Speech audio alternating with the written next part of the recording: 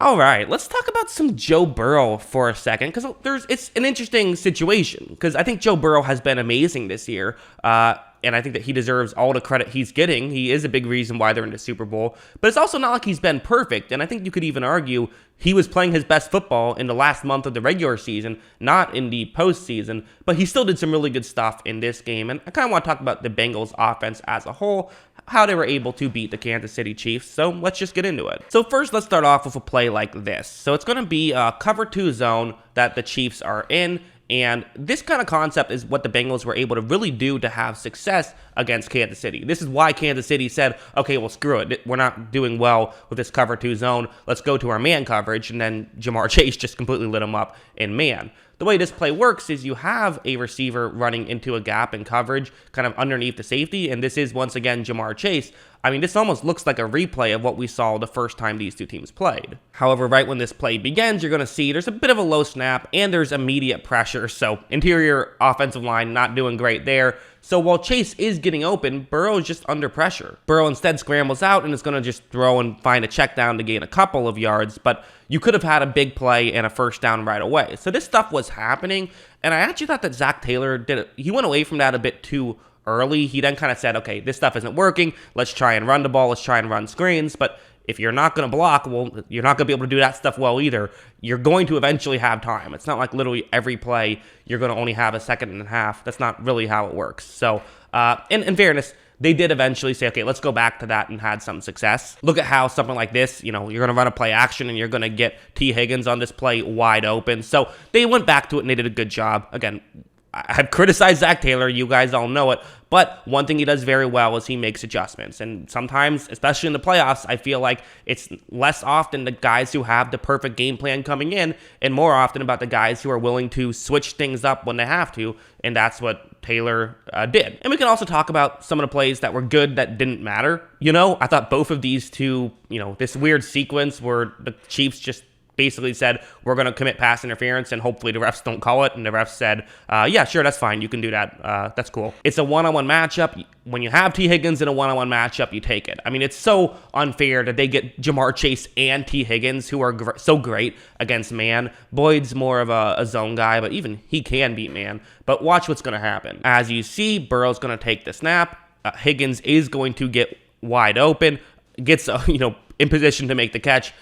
Only has one hand to try and catch it because his right hand was getting held. But still, really good throw from Burrow, and he's so great at that type of stuff. That's a big reason why Cincinnati's had success, even if this one in particular didn't end up working out. Also, this one, where it's going to be zone coverage, this is an interesting thing where basically Burrow's mobility, I've always felt like, is underrated, and he really showed it off in this AFC Championship game, where you're going to be running a zone buster. You see how this play can work, right? One receiver pushes the safety deep. You have another one kind of cut right underneath, gets into gap and coverage in between two linebackers. That's how you can get open. Again, right when this play begins, you do have a pretty creative, pressure concept by Kansas City. So people will blame the O-line, but also, and you could make that argument, but it was also just a good concept by Kansas City there. What you also see, though, is that there is a gap for Burrow to make this throw. And since Burrow was scrambling out, he's going to make a good throw on the run, and they're able to pick up a big chunk play. Obviously, Burrow's mobility came into play in more ways than one. Let's talk about some of these scrambles that were incredible. Somehow he gets out of this sack,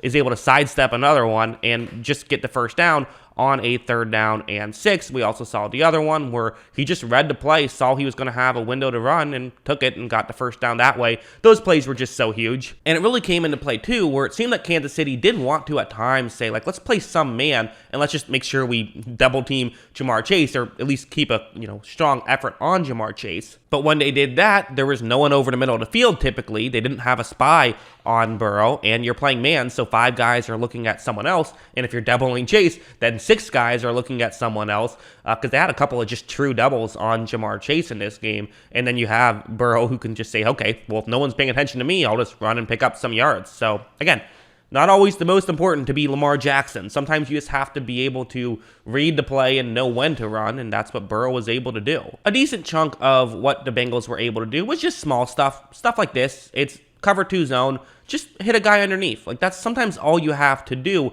especially when they're trying to take away deep stuff. Well, take what the defense is giving you. Look, Burrow takes the snap, and he is going to take what the defense gives him and pick up a decent amount of yards right there, set up a 3rd down and short. This stuff isn't like too complex. It's not the most difficult stuff in the world, but it's good fundamental football. And if you can do this, you can have success, and it's going to be really important against the Rams, who, you know, are really going to make it difficult to push the ball down the field. That's kind of the way their defense is constructed. This stuff you'll definitely have to do against them. Now let's talk about the bad, because listen, all that was very good. There were a couple of misplays in here, and I want to be very clear. I'm a huge Burrow fan. I said before the regular season was even ending, I think there was still 1 week left in the regular season, I said that throw for throw, Joe Burrow has been the best quarterback in football this year, and I believe it. I think that he's been fantastic this season. I also think he made a couple of brutal mistakes against the Chiefs, and they really could have ended up costing them a trip to the Super Bowl. Luckily, it didn't work out that way, and you talk about how narratives can change on the way a couple of things happen. Well, the narrative would have been Burrow blew it had a couple of things broken down differently. First, this play where it's going to be, I mean, this is basically what we always say. If you have Jamar Chase one-on-one, throw the ball to Jamar Chase. It seems that simple. There is a safety deep, but with the disguise, since Tyrann Mathieu, who is the safety lined up over Chase, is going to be blitzing, he's going to have a little bit of a hard time getting to where Chase is going to end up being. So this is a true one-on-one matchup. Burrow is going to take the snap right here. He runs a play action, and Chase is pretty open too. I mean, if Burrow can just make sure he throws it far enough, you want to lead Chase forward, but if you can do that, then this could be a big completion. Burrow's throw is low. There was some pressure, sure, but it was still a low throw, and that resulted in the interception right there. That was just a missed throw from Burrow. That's what happened there. Like, let's be honest about what we saw.